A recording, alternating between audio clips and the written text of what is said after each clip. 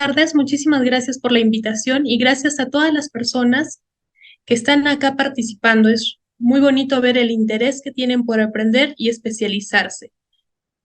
Bueno, el tema que vamos a tratar es sobre las habilitaciones urbanas en temas registrales y vamos a tocar también un poquito de lo que es el trámite notarial, municipal.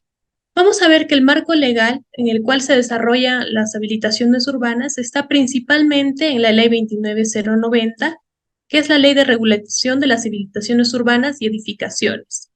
Esta ley ha sido diversamente modificada desde su publicación por la Ley 29300, 29476, 29566, 29893 y, como vemos, otras normas más que la han ido modificando. Es por eso que el legislador se ha visto en la necesidad de aprobar un texto único ordenado de la Ley 29090 que se da con el Decreto Supremo número 6/2017 Vivienda, el cual también ha tenido una modificación por la Ley 30.494, en la cual se indica que la misma tiene por objeto establecer la regulación jurídica de los procedimientos administrativos para la independización de predios rústicos, subdivisión de lotes, obtención de las licencias de habilitación urbana y edificación, fiscalización en la ejecución de los respectivos proyectos y la recepción de obra de habilitación urbana, así como la conformidad de obra y declaratoria de edificación, garantizando la calidad de vida y la seguridad jurídica privada y pública, así como establecer el rol y responsabilidades de los diversos actores vinculados en los procedimientos administrativos. Vamos a ver que cuando al momento de hablar de una habilitación urbana, dependiendo del tipo de esta, van a intervenir diferentes entes o diferentes organismos, ¿no? Para ver que todo el desarrollo de esta sea en orden con el plan integral y con el desarrollo de las ciudades. ¿Qué es una habilitación urbana? La misma ley lo define en su artículo 3. Dice que la habilitación urbana es el proceso por el cual convertimos un terreno rústico o eriazo en un terreno urbano, mediante la dotación o el desarrollo de obras. Estas obras obligatoriamente, por ejemplo, tienen que ser accesibilidad, distribución de agua, recolección del desagüe, distribución de energía e iluminación pública. También podrían tener, por ejemplo, redes para distribución de gas, que ya hay en algunas ciudades, y redes de comunicación. El proceso de una habilitación urbana también va a requerir aportes gratuitos y obligatorios para fines de recreación pública, que son áreas de uso público y restricto. También tienen que hacer aportes para servicios públicos como complementarios, como por ejemplo educación, salud y otros fines, dependiendo del tipo de habilitación y de la extensión del terreno. ¿Cuánto es lo que deben de aportar y para qué servicios? Como digo, va a depender de la extensión del terreno y está expresamente regulado en la ley. En lotes regulares, edificables, que constituyen bienes de dominio público del Estado, susceptibles de inscripción en el registro de predios de la Superintendencia Nacional de los Registros Públicos. El Reglamento Nacional de Edificaciones va a establecer la exención mínima de la habilitación en la que aplica el aporte, así como los porcentajes respectivos de aporte que tienen que hacer. Vamos a ver, sin embargo, que hay algunos casos en los que existe la exoneración de realizar los aportes reglamentarios, como son, por ejemplo, los proyectos de inversión pública, siempre que estos sean de una asociación público-privado o de concesiones que se realizan para la prestación de servicios públicos esenciales o para la ejecución de una infraestructura pública, conforme lo regula la ley. Vamos a ver también que ninguna obra de habilitación urbana o de edificación puede construirse o constituirse sin que esté sujeta a las normas urbanísticas establecidas en los planes de desarrollo urbano o acondicionamiento territorial y el planeamiento integral. Todos estos van a ser aprobados por la municipalidad como ente responsable de la urbanidad y por ello cualquier habilitación urbana que se quiera hacer tiene que estar acorde o sujeta dentro de lo establecido en estos cuerpos normativos, ¿no? También es necesario indicar que se facilitará el acceso para ello a las normas urbanísticas establecidas, porque vamos a ver que los planes de desarrollo urbano, los planes de acondicionamiento territorial, pues no todos podemos acceder, no están en algunos casos ni siquiera colgados en las páginas web de las municipalidades.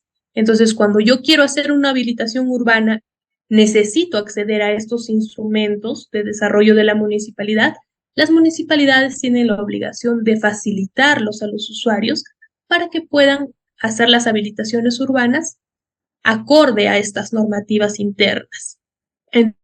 Entonces, un dato muy importante que hay que tener en cuenta aquí es que la habilitación urbana siempre es la conversión de un terreno rústico o eriazo a urbano.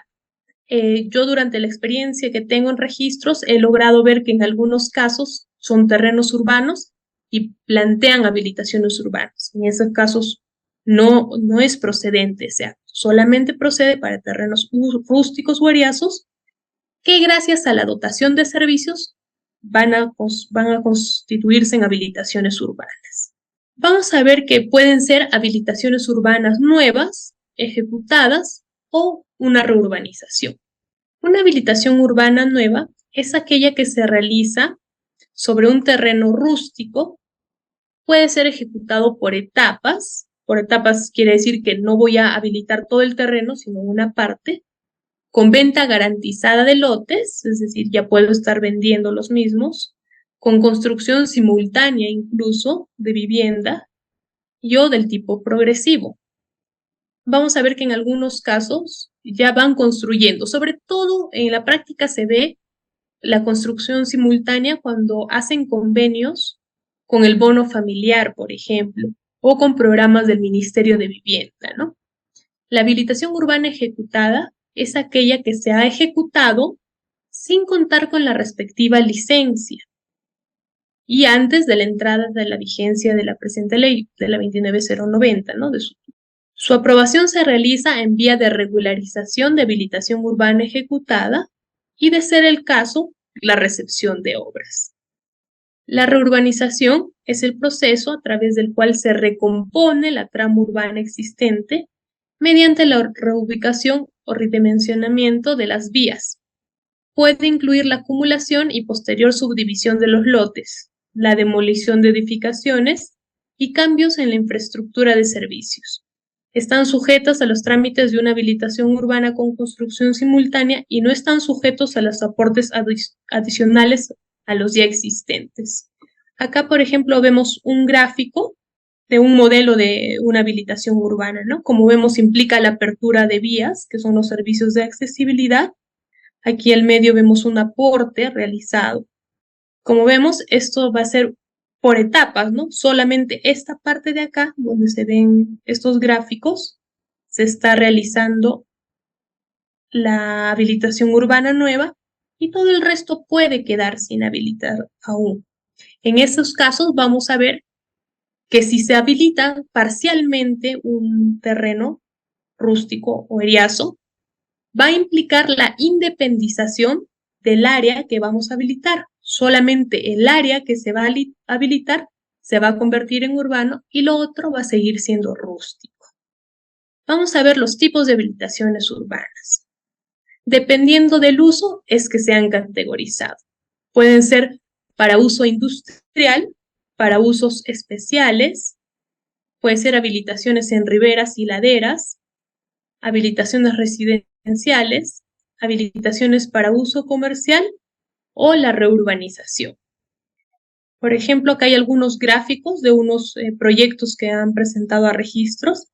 La habilitación urbana residencial es aquella que es básicamente para viviendas. La comercial puede ser un solo lote grande, que se entiende que es una isla. Hablamos de isla cuando es el único predio inscrito o catalogado como rural o rústico y alrededor todos los demás predios son urbanos. En ese caso también procede a ser una habilitación urbana. Y la industrial, que bueno, es netamente para temas industriales. Pero sí, de todas formas, el terreno va a requerir de la dotación de servicios. Hay distintas modalidades de aprobación Vamos a ver, la modalidad A es una aprobación automática con firma de profesional. La modalidad B es una aprobación de proyecto con evaluación por la municipalidad o con evaluación previa por los revisores urbanos. La modalidad C es una aprobación de proyecto con evaluación previa por la comisión técnica o por los revisores urbanos. Y la modalidad D es una aprobación de proyecto con evaluación previa por la comisión técnica o por los revisores urbanos. Aunque la forma de aprobación de la C y la D vamos a ver que es la misma, la diferencia va a radicar en los casos en que se van a utilizar. Cada una de las modalidades van a ir implicando mayor dificultad en su ejecución. Es decir, la ejecución de la obra va a ser más grande y por eso es que tienen distintas modalidades. La modalidad A, la aprobación automática con firma de profesional. Pueden acogerse a esta modalidad, por ejemplo, la construcción de una vivienda unifamiliar de hasta 120 metros cuadrados construidos, siempre que constituya la única edificación en el lote. Otra opción es la ampliación de una vivienda unifamiliar cuya edificación original cuente con licencia de construcción, declaratoria de fábrica o de edificación sin carga, y la sumatoria del área techada de ambas no supere los 200 metros cuadrados. La C es la remodelación de una vivienda unifamiliar siempre que no implique modificación estructural, cambio de uso o incremento de área techada. La D es la construcción de cercos de más de 20 metros de longitud siempre que el inmueble no se encuentre bajo el régimen en que coexistan secciones de propiedad exclusiva y propiedad común. La E es que la demolición total de edificaciones de hasta 3 pisos de altura que no cuenten con semisótanos y sótanos, siempre que no hagan uso de explosivos. La F, las obras menores de ampliación y remodelación según lo establecido en el Reglamento Nacional de Edificaciones. Otras opciones que pueden acogerse a la modalidad A son las obras de carácter militar de las Fuerzas Armadas y las de carácter policial de la Policía Nacional del Perú, así como los establecimientos de reclusión penal, los que deben ejecutarse con sujeción a los planes de acondicionamiento territorial y desarrollo urbano. H, las habilitaciones urbanas y las edificaciones necesarias para el desarrollo de proyectos de inversión pública, de asociación pública-privada o de concesión privada que se realicen para la prestación de servicios públicos esenciales o para la ejecución de infraestructura pública. Las habilitaciones urbanas y las edificaciones correspondientes a programas promovidos por el sector vivienda para la reubicación de beneficiarios de atención extraordinaria del bono familiar habitacional establecidos en los numerales 3.2.1 del artículo 3 de la ley 27829, ley que crea el bono familiar habitacional. Vamos a tener en cuenta que en la modalidad A, el cargo de ingreso constituye ya la licencia. La licencia es el documento que nos va a permitir ejecutar la obra, es decir, es la autorización de la ejecución. Solamente con la presentación de esta ya tenemos una aprobación automática y podemos empezar a ejecutar la obra, claro, previo pago de los derechos que correspondan. Hay que tener en cuenta que en esta modalidad no pueden estar comprendidas edificaciones que constituyan parte integrante del patrimonio cultural de la nación declaradas por el Ministerio de Cultura.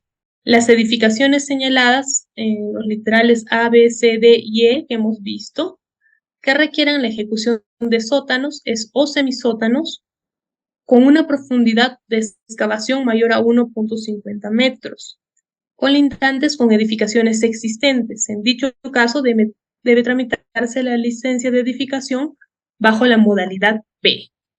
Entonces, vemos que con la modalidad A se inicia con la presentación del expediente ante la municipalidad. El expediente está conformado por los requisitos comunes, que son los que establece la ley. Ahora vamos a indicar cuáles son. Y aquellos adicionales solicitados para cada modalidad. vamos a ver que hay unos requisitos generales para todo tipo de habilitación y algunos especiales dependiendo de la modalidad que esté tramitando el usuario. Reunidos todos estos documentos, el cargo de ingreso, como decíamos, constituye la licencia. Estos documentos ya son la licencia, ¿no? La licencia de la habilitación y la de edificación es un acto administrativo mediante el cual la municipalidad otorga ya la autorización para la ejecución de obras de habilitación urbana o de edificación. Estas licencias vamos a ver más adelante que van a tener un plazo de vigencia. Una vez o antes de que se venzan, pueden solicitarse la prórroga e incluso también pueden ser modificadas a solicitud del interesado. Ahora sí vamos a pasar a la modalidad B. Pueden acogerse a esta modalidad las habilitaciones urbanas de uso residencial de unidades prediales no mayores de 5 hectáreas que constituyen islas rústicas y que formen un lote único, siempre y cuando no estén afecto al plan vial provincial o metropolitano. B. La modificación de proyecto de habilitación urbana o edificación que correspondan a etapas de un proyecto integral aprobado con anterioridad o con plazo vencido. C. Las edificaciones para fines de vivienda unifamiliar, multifamiliar o condóminos de vivienda unifamiliar y o multifamiliar no mayores a 5 pisos y que no superen los 3.000 metros de área techada. Las obras de ampliación o remodelación de una edificación existente que van a implicar el cambio de uso. Las construcciones de cercos donde hay bienes que se encuentran bajo el régimen de propiedad exclusiva y propiedad común, y la F, la demolición de edificaciones de hasta 5 pisos de altura y o que cuenten con semisótanos y sótanos, siempre que no requieran el uso de explosivos. Igual hay que tener en cuenta que en esta modalidad no están contempladas las habilitaciones urbanas y edificaciones que constituyan parte integrante del patrimonio cultural declaradas por el Ministerio de Cultura. La modalidad B se inicia con la presentación del expediente ante la municipalidad. El expediente va a estar conformado por los requisitos comunes y los documentos adicionales propios de cada modalidad. Como hemos visto, esta modalidad tiene dos formas: la aprobación del proyecto con evaluación por la municipalidad y la otra es la aprobación del proyecto con evaluación previa de los revisores. Aquella que es con evaluación de la municipalidad, el cargo de ingreso va a constituir una licencia temporal. A pesar de que es temporal, con ello ya se podrá iniciar las obras preliminares y provisionales. En cambio, la aprobación del proyecto con evaluación previa de los revisores, que vamos a ver que son comisiones formadas por representantes de la municipalidad, del colegio de ingenieros, del colegio de arquitectos, dependiendo de cada modalidad, este cargo de ingreso constituye ya la respectiva licencia. Y ello permite el inicio de obras. ¿Por qué la diferencia? Porque en la aprobación del proyecto de evaluación previa de los revisores, como se indica, ya ha sido revisado el proyecto, ya ha sido revisada esta modalidad, y si es que es aprobada, ya tienen la licencia de construcción. En la modalidad C, como decíamos, vamos a ir viendo que los actos que pueden acogerse a estas van variando y van siendo más estrictas. La modalidad C y la D es la aprobación de proyecto con evaluación previa por la comisión técnica o por los revisores urbanos, solamente que los casos son en la C un poco más sencillos y en la D más complejos, con mayores requisitos. Pueden acogerse a esta modalidad las habilitaciones urbanas que vayan a ejecutar por etapas, con sujeción a un proyecto integral de las mismas. B. Las habilitaciones urbanas con construcción simultánea que soliciten venta garantizada de lote. Las edificaciones para fines de vivienda multifamiliar de 5 pisos o 300 metros de área techada. Las edificaciones para fines diferentes de vivienda, excepto las previstas en la modalidad B. Las edificaciones de uso mixto con vivienda.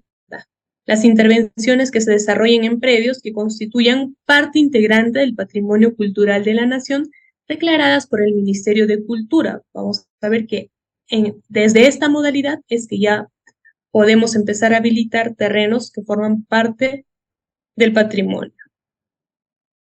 También tenemos como F las edificaciones para locales comerciales, culturales, centros de diversión y salas de espectáculos que individualmente o en conjunto cuenten con un máximo de 30.000 metros cuadrados de área techada. Las edificaciones para mercados que cuenten con un máximo de 15.000 metros cuadrados de área techada. Los locales para espectáculos deportivos de hasta 20.000 ocupantes, la demolición total de edificaciones con más de 5 pisos de altura y que requieran uso de explosivos. Todas las demás habilitaciones urbanas y edificaciones que no se encuentren contempladas en las modalidades A, B y D. Entonces, en esta modalidad C vemos que el procedimiento se inicia con la presentación del expediente ante la municipalidad. Igual presentan los requisitos comunes para toda habilitación y los especiales para la modalidad C. Acá también la aprobación puede ser con evaluación previa por la comisión o con evaluación previa por los revisores urbanos.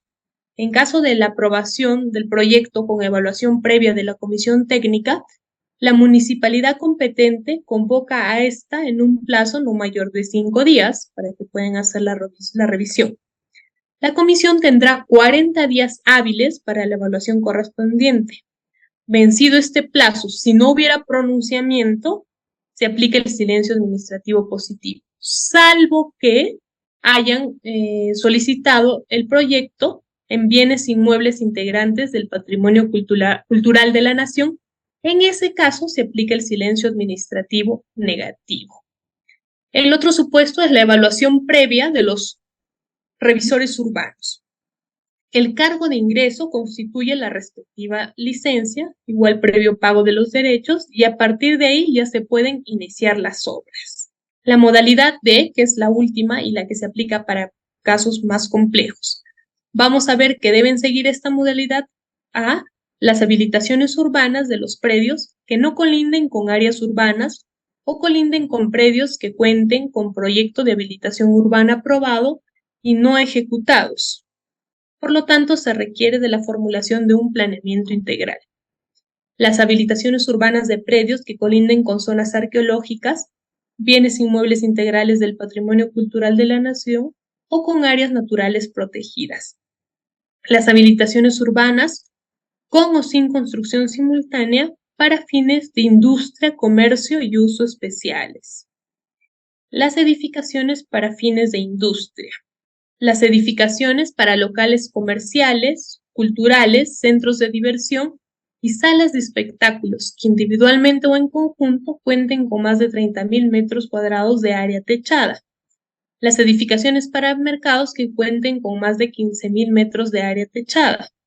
Los locales de espectáculos deportivos de más de 20.000 ocupantes.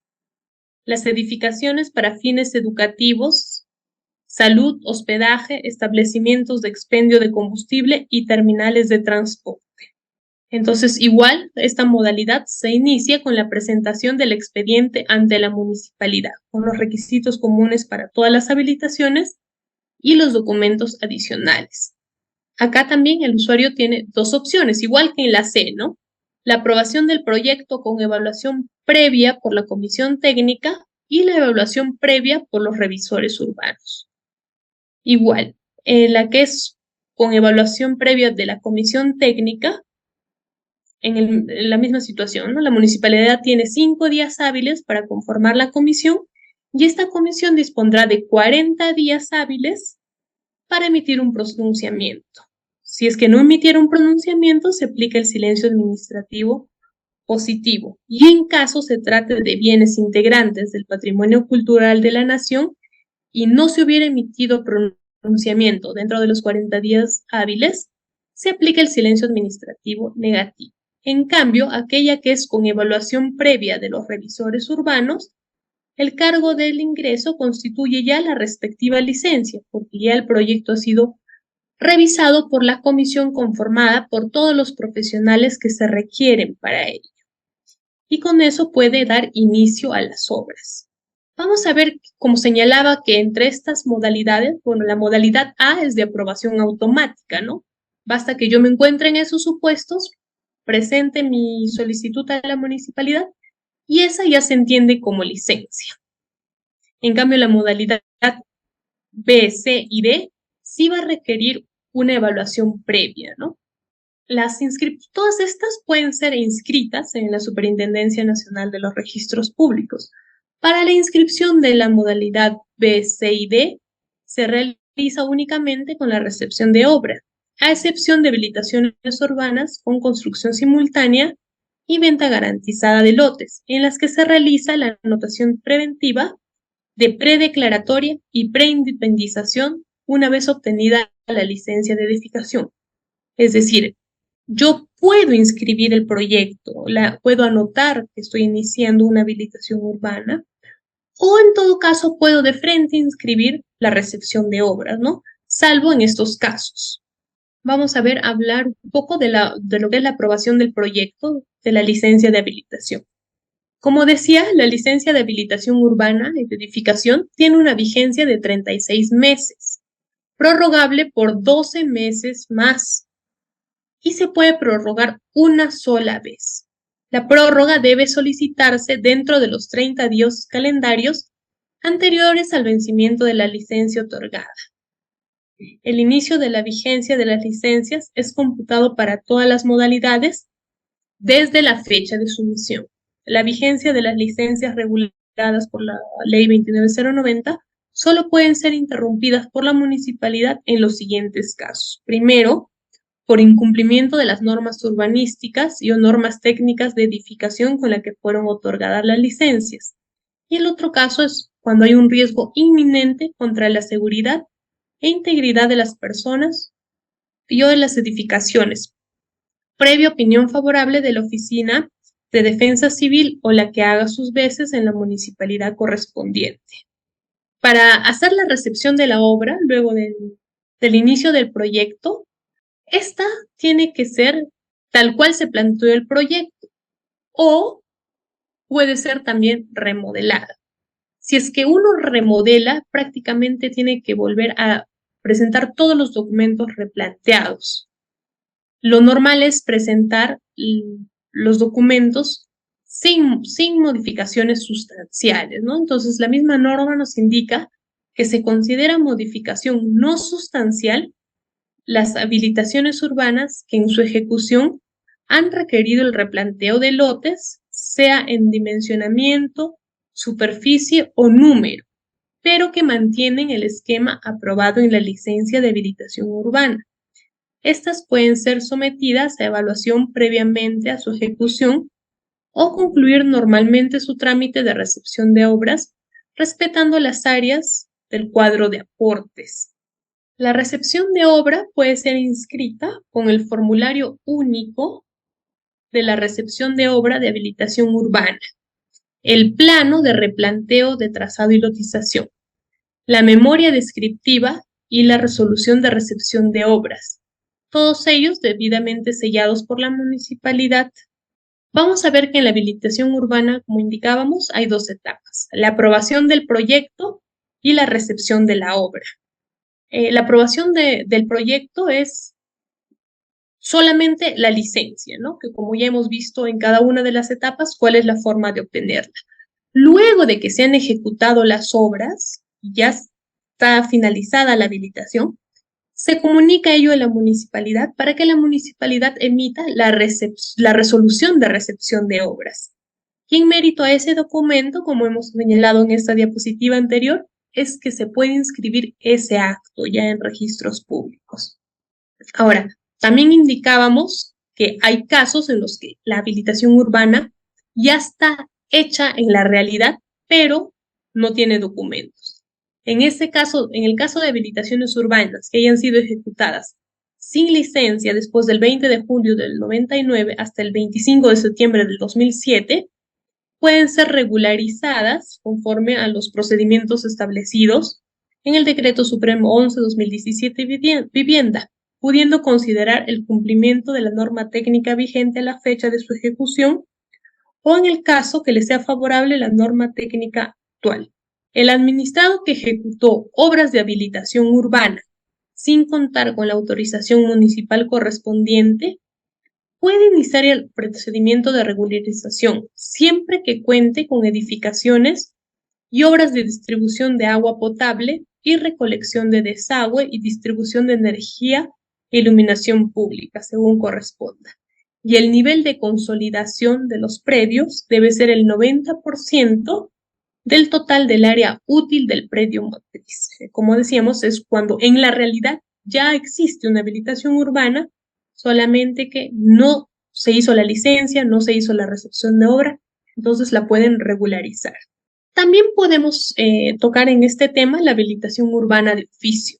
La declaración de habilitación urbana de oficio es el procedimiento administrativo mediante el cual la municipalidad distrital y la provincial o la metropolitana declaran habilitado de oficio un predio ubicado en zona urbana con salidas que cuenten con edificaciones destinadas a vivienda y demás complementarias a dicho uso, con servicios públicos domiciliarios de agua potable, desagüe y alcantarillado, energía eléctrica y alumbrado público, e inscrito registralmente como un predio rústico, otorgándole la correspondiente calificación de urbano de conformidad con la realidad local, y dispone la inscripción registral del cambio de uso del suelo de rústico a urbano.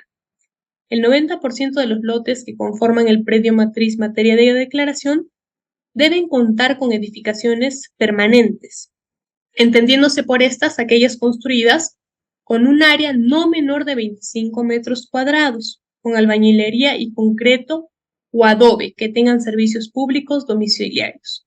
Es el mismo caso que acabamos de ver, solamente que en la regularización la hace el administrado.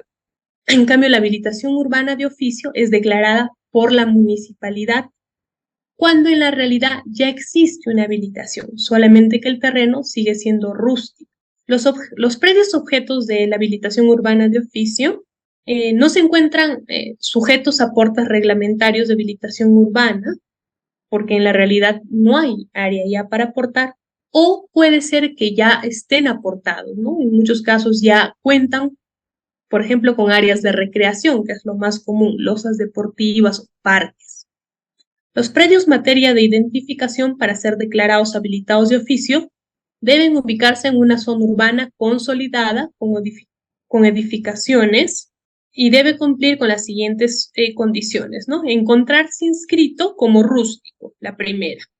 La segunda, que el área consolidada sea del 90%. La tercera es contar con los servicios públicos de agua, desagüe, alcantarillado, energía y alumbrado público. La cuarta es que se encuentren definido ya su manzaneo y lotización, así como que las vías estén ya ejecutadas. Y finalmente, que en caso de encontrarse afectados por condiciones especiales, debe encontrarse ejecutada la canalización de acequias y regadíos, respetar la servidumbre de los cables de red eléctrica de media y alta tensión, de la vía férrea y la faja marginal de los ríos, de ser el caso. La habilitación urbana de oficio no va a proceder cuando el predio tiene un trámite habilitación, es decir, si es que yo tengo un predio ya rural y traté de hacer un trámite de habilitación, luego la municipalidad no va a poder hacer la habilitación urbana de oficio.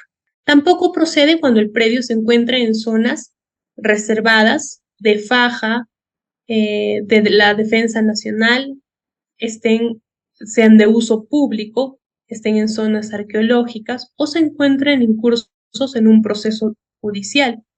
En todos ellos, lo que se está cuestionando es la titularidad del predio, ¿no? Asimismo, no puede superponerse con áreas de terceros. Lo único que puede pasar, por ejemplo, es que el área del predio rural total y el área de la habilitación urbana no coincida. En ese caso, se puede hacer una rectificación de área, siempre que no se superponga con predios de terceros. Entre los aspectos registrales tenemos que para la inscripción en registros públicos se debe presentar el formulario de solicitud que nosotros tenemos, el certificado de zonificación y vías emitido por la municipalidad y el certificado de factibilidad de servicios. Estos son actos previos que los usuarios pueden inscribir si es que desean. El contenido de estos documentos previos, que son el certificado de zonificación y vías, el certificado de factibilidad de servicios y el certificado de parámetros urbanísticos y edificatorios, tienen que ser de cumplimiento obligatorio para la ejecución de la habilitación urbana. La anotación preventiva de los documentos previos se anota el certificado de zonificación y vías y el certificado de factibilidad. Como veíamos, eran el certificado de zonificación, el de factibilidad y el de parámetros urbanísticos. Solo 2 de ellos pueden ser anotados en el registro de predios. Estos documentos son actos administrativos. Nosotros en la SUNAR tenemos un precedente que establece que los actos administrativos no pueden ser cuestionados por el registrador. Lo único que podemos fiscalizar en actos administrativos es que sea emitido por el funcionario competente y que contenga la formalidad requerida, pero no podemos ver si corresponde o no corresponde darle, si no cumple los requisitos, ya eso es un acto administrativo. En el procedimiento registral, la licencia de habilitación urbana debe cumplir con lo establecido en el reglamento de inscripciones del registro de predios. Entonces, de acuerdo a cada caso, se expedirá los siguientes documentos, ¿no? La anotación preventiva del proyecto de habilitación urbana, la anotación preventiva del proyecto de habilitación urbana aprobado por silencio administrativo positivo, el contenido del asiento de anotación preventiva del proyecto, la preindependización, si es que tuviera la autorización, y la anotación preventiva de compraventa garantizada. La recepción de las obras, como señalábamos, es el término ya de la habilitación urbana. Quiere decir que yo ya cumplí todos los accesos, todos los servicios y puedo inscribir la recepción de obras. Para ello tienen que presentar el formulario único de habilitación urbana de la recepción de obra, la copia certificada de la resolución municipal que aprueba la recepción de obra y el plano de ubicación y localización del predio presentado para la obtención de la licencia. Salvo que haya habido alguna modificación o replanteo, en ese caso tienen que presentar los planos y la memoria del replanteo, como señalábamos. También es necesario presentar las valorizaciones. Ahora, respecto de las valorizaciones, la norma lo que nos dice es la valorización de la habilitación urbana. Vamos a ver que la inscripción de la habilitación urbana de oficio no va a tener anotación preventiva, solamente va a tener ya, como diríamos, la recepción de obra o la definitiva, ¿no? Tienen que presentar el formato de la solicitud, la copia certificada de la resolución municipal que declara la habilitación urbana, la copia certificada de los planos de ubicación y localización, la copia certificada de los planos perimétricos y topográficos. Ya decíamos que para la inscripción de la habilitación urbana de oficio deben presentar la copia certificada de la resolución municipal que declara la habilitación urbana, la copia certificada de los planos de ubicación y localización, la copia certificada de los planos perimétricos, el pago de los derechos y otros que establece la norma. Bueno, esto ya lo habíamos mencionado, estos son los requisitos para la inscripción de la recepción de obras. Les decía que el contenido del asiento también está regulado, ¿no? Es importante señalar los datos del acto administrativo, el número y la fecha de la resolución de la recepción de obras. En caso hubiera variaciones, también como indicábamos, se puede replantear el proyecto. El silencio positivo aplica siempre que no se afecten bienes de dominio cultural. Si es que en la habilitación urbana se aprobó la venta garantizada, ello implica que los lotes productos de esta habilitación pueden estar sujetos a venta. Pero cuando hablamos de esa venta nos referimos a una sola transferencia. Ahora vamos a pasar al caso práctico. El caso práctico está centrado en lo que es la habilitación urbana de oficio. Como les decía, la habilitación urbana de oficio es aquella que va a aprobar la municipalidad. En un inicio se establecía que lo hacía solo la municipalidad, es decir, que no podía ser nunca promovido esto por el administrado. Sin embargo, se modificó ello y ahora lo puede hacer la municipalidad de oficio o lo puede impulsar el administrado o los administrados que están ocupando, viviendo, que tienen ya esa habilitación urbana, ¿no? El caso práctico es el siguiente. Se solicita la inscripción de la habilitación urbana de oficio sobre un predio rústico denominado La Macías, ubicado en el distrito de Paucarpata, provincia y departamento de Arequipa, el cual se encuentra inscrito en el registro de predios.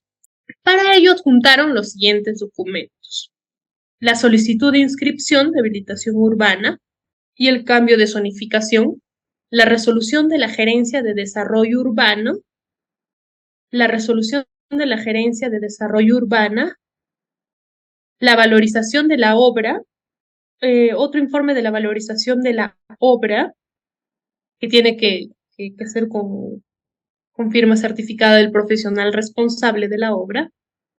Ante la presentación de estos documentos, el título fue observado, ¿no? No sé si recuerdan, les habían mencionado que lo que dice la normativa es que lo que se debe de valorizar es la obra, es decir, la obra, el proyecto de la habilitación urbana, ¿no? Ese proyecto tiene una valorización. Entonces, en esos documentos que presenta el usuario, si bien indica que se está valorizando la obra, el registrador le observa y le indica que lo que está haciendo es una valorización del terreno, más no de la obra. Entonces, lo que quisiera es que podamos debatir si estamos o no estamos de acuerdo con esta observación, porque bueno, ustedes ya también en otras capacitaciones han visto, en otros módulos, cuáles son los pronunciamientos del registrador, ¿no? Si todo está conforme y ya está pagado los derechos registrales, la inscripción. Si es que falta pagar algún derecho registral, se liquida. Si es que hubiera algún defecto, se observa para que el usuario pudiera subsanar. Y si el título adolece de defectos insubsanables o está dentro de las causales de tacha especial, se tacha. En este caso, el registrador observó el título indicando que lo que habían presentado era una valorización del terreno. Sin embargo, el artículo 48 del Reglamento de Inscripciones del Registro de Predios señala que debe indicar el monto de la valorización de obra, más no el valor del terreno. Entonces, hay que debatir en los grupos si estamos de acuerdo con esta observación y cuál es la opinión o cuál sería nuestro pronunciamiento. Bueno, en todos los grupos que he podido participar, primero que nada agradecerles a los participantes que han intervenido con sus ideas. Creo que todos hemos arribado a la misma conclusión, ¿no? Si ya hay una resolución administrativa, ya no cabría otros cuestionamientos. Entonces, hay distintos motivos por los que han opinado que ya no correspondería la observación formulada, ¿no? Uno de los motivos es porque ya hay una resolución y con ese acto administrativo se convalida el acto de la habilitación urbana de oficio. También otras personas nos hacían ver que nuestro reglamento de predios tiene que actualizarse porque en el artículo 48 sí se establece que la valorización debe ser respecto de la habilitación urbana, pero eso no siempre guarda relación con la ley de habilitaciones urbanas. Entonces también cabría esa recomendación o ese aporte, ¿no?, de los compañeros que están llevando el curso para poder adecuarnos a las normas. Y además que no, otra opinión también es que no hay mayor sustento legal para pedir esto que el pago de los derechos registrales en la SUNAR, puesto que la valorización de la habilitación urbana no va a implicar ningún impuesto administrativo ni impuesto predial, solamente el pago de los derechos registrales, ¿no?, que puede incurrir incluso en una barrera burocrática. Pero la opinión más común de todos es que al ser un acto administrativo no puede ser cuestionado, ¿no? Creo que varias personas, qué bonito ver que han estado leyendo resoluciones del tribunal, que han estado consultando también con sus docentes del área registral y han podido revisar nuestra página y ver que ya hay múltiples pronunciamientos del tribunal registral indicando que algún defecto en la valorización o que no se presente esta valorización no implica que deba ser observado, porque para la habilitación urbana de oficio, El requisito es que el predio se encuentre inscrito como rústico, que sí cumplía en este caso. Que el nivel de consolidación sea del 90%, que sí cumplía en el caso. Que ya se encuentren todo el proyecto, ¿no? Que el hecho de que esté al 90% quiere decir que ya está el manzaneo, la lotización. Y ya se ha emitido una resolución de la aprobación de la habilitación urbana de oficio. Entonces, esa observación ya no correspondería, que es también como resolvió el Tribunal Registral en varias oportunidades, porque vamos a ver que es una observación más o menos frecuente de los registradores amparados en el reglamento de predios, pero es un tema que ya ha regulado el Tribunal Registral. Entonces, esa es la conclusión que satisfactoriamente me han hecho llegar todos los grupos y efectivamente es así, ¿no? Como lo resolvió el tribunal. También quiero aprovechar para responder algunas preguntas que quedaron en el chat. Dice que doctora María, ¿nos podría comentar un poco sobre la habilitación con venta garantizada? La venta garantizada se da cuando el usuario así lo solicita. En general, el usuario lo solicita así porque lo que quiere es financiamiento para su proyecto, ¿no? O bueno, el usuario pues tendrá los motivos, pero en general es ese, ¿no? Obtener un financiamiento. Ahora, se da dependiendo de la modalidad que estén escogiendo. Por ejemplo, si es en la modalidad B, no va a proceder. Dependiendo de la modalidad y del trámite que inicie, puedo pedir este beneficio. Sí, entonces de eso es de lo que va a depender. Ahora, la venta garantizada, como decía, lo que hace es dar la autorización de una sola venta y esa inscripción va a ser provisional y está sujeta a que se haga la recepción de la obra. Lamentablemente, por ejemplo, ha pasado en muchas ciudades, yo he tenido la oportunidad de trabajar en más de una oficina registral y he visto que en la realidad solamente se han quedado en las anotaciones preventivas del proyecto. Y con eso las empresas han vendido a las personas sin ni siquiera haber hecho venta garantizada o habiéndola hecha sin la recepción de la obra. En esos casos, lamentablemente, no se puede regularizar a no ser que se hiciera una habilitación urbana de oficio o se hiciera un procedimiento para aprobar una habilitación urbana ejecutada, que es como la que veíamos hace un momento, ¿no? Pero lamentablemente también no se ponen de acuerdo, no hay apoyo de la municipalidad y lo único que están optando por hacer las personas son prescripciones adquisitivas del lote y de la manzana que han adquirido, ¿no? Eso es lo que está sucediendo en la realidad. Pero por más que tengan venta garantizada, siempre está sujeto a la recepción de la obra. Y que se dé o no va a depender, como indiqué, de la modalidad que vayan a optar. Sí, dinos María José, por favor. Sí, doctora. Una consulta. ¿Qué es lo que pasa en las regularizaciones de habilitaciones urbanas ejecutadas? Usualmente, cuando se tramitan ante la municipalidad, nos dan una resolución municipal que no distingue estas dos etapas de habilitación urbana, ¿no? La aprobación del proyecto y la recepción de obras, porque se trata de una regularización, de una habilitación que ya se ejecutó en los hechos. Entonces, usualmente lo que hacen es emitir una resolución que aprueba la resolución urbana como tal y de frente dan la recepción de obras. Entonces esto llega a registros y normalmente lo suelen observar porque no se distingue estas dos etapas o no se indica expresamente que ya se trata de una recepción de obras y no solo de una aprobación de proyecto, ¿no? Entonces, ¿de qué manera es que se pueden levantar esas observaciones o se puede completar la inscripción sin ningún tipo de observaciones respecto a esa resolución? Bueno, en el caso, por ejemplo, para empezar, en cualquier tipo de habilitación urbana, no es obligatorio anotar el proyecto. La anotación del proyecto es opcional, sin embargo, da pues muchísimas ventajas, ¿no? Porque ya el promotor puede ir eh, haciendo la promoción del proyecto que va a hacer para ir viendo los posibles compradores, o sea, tiene múltiples ventajas inscribir el proyecto. Sin embargo, eso no es obligatorio. De frente yo podría inscribir la recepción de la obra, adjuntando, porque igual para la recepción de la obra tengo que presentar el plano de trazado de lotización y la memoria descriptiva. En caso sean los mismos del proyecto, sin variación, y en caso hubiera variación, ya indicamos En qué caso se considera variaciones no sustanciales, igual tengo que presentar el plano, y si es que hubiera variaciones sustanciales, estas van a ser nuevamente sometidas a revisión. Entonces, en caso, por ejemplo, que tú comentas de las habilitaciones urbanas ejecutadas, la habilitación también ya está, el predio ya está consolidado, las viviendas ya están consolidadas, solamente corresponde la recepción de obra. En estos casos ya no cabría la anotación del proyecto, ¿no? Ya, si ya está consolidado, ya no cabría.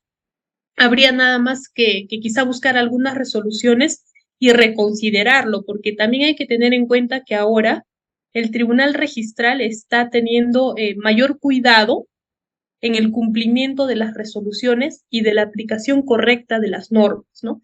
Antes solamente, por decirlo, se pronunciaba respecto de las apelaciones, pero si es que el registrador había incurrido en alguna falta administrativa o en alguna inobservancia de un precedente, no se pronunciaba al respecto, salvo que el usuario, además de apelarlo, por ahí hubiera formulado alguna queja. En cambio, ahora sí ya están teniendo ese criterio todas las salas. Cuando los registradores incurrimos en faltas administrativas por no pasar a tiempo los títulos o por haber desobedecido algún precedente o por observar en contra de las normas, lo están pasando a la Secretaría Técnica de la Presidencia del Tribunal para que se tomen las medidas correctivas, ¿no? Si bien es cierto, los registradores tenemos esa potestad de observar, siempre tenemos que hacerlo dentro de los marcos normativos para evitar incurrir en faltas administrativas. Si uno como usuario reconsidera al registrador una observación indicando los fundamentos correctos de por qué se está reconsiderando y este persiste, sí, pues lo único que quedaría sería ya apelarlo, ¿no? Porque finalmente solamente hay dos instancias, el registrador y el tribunal registral, como también habrán visto en los módulos anteriores. Pero en primera sugerencia sería la reconsideración y ya luego si es que persisten estas observaciones ya sería la apelación, porque en las habilitaciones urbanas ejecutadas ya no corresponde la anotación del proyecto, porque ya está ejecutada, no habría proyecto. Está bien que solamente emitan una resolución final, que es ya la de la recepción de obras.